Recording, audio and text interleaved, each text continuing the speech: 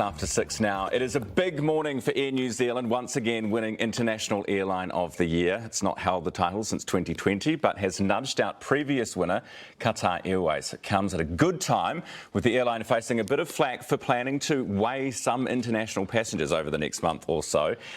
Ratings.com editor-in-chief Geoffrey Thomas is with us this morning to talk about the results. Good morning. Good morning. This is a great result for New Zealand. It's a fantastic result for New Zealand and recognises the innovation, the staff, a whole lot of aspects that Air New Zealand rates, number one over a whole range of criteria. We won Best Economy, but not Best Business.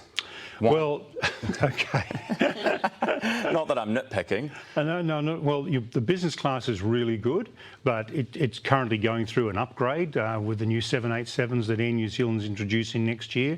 So they are revamping it, and it'll be there amongst the best of the best when that's introduced next year. There are a lot of different ratings systems that, websites and things that do it. Why should we listen to your one? Well, we are objective. We have a set of criteria, and in fact, interestingly enough, CNN only publicise these sorts of awards if you submit your criteria, and we're the only ones they use. And who's judging? There's 5 editors from around the world, and I've been in the industry for too long. And we bring in other rating agencies as well, like TripAdvisor. We look at their passenger reviews, which are, they've got an enormous coverage, and so we harmonise that. And then we look at things like the profitability, investment grade rating, fleet age. There's a whole lot of very objective criteria, and then we simply do the numbers. And Air New Zealand just pips out. How unusual is it that such a small country with such a small, well, seemingly small airline can win such a global award? I think it's a New Zealand thing, that New Zealanders tend to look outside the box. They tend to be more innovative, possibly because of the location. At a very remote location means that you have to do things differently, more innovation. So I think that covers many industries, not just the airline industry. I was going to say that the top airlines include Singapore, Korean Airlines, Qantas, Air New Zealand, a lot of Asia Pacific in there. What is that about, do you think? Well, the Asian Pacific airlines have dominated aviation for decades. Singapore, Cathay Pacific.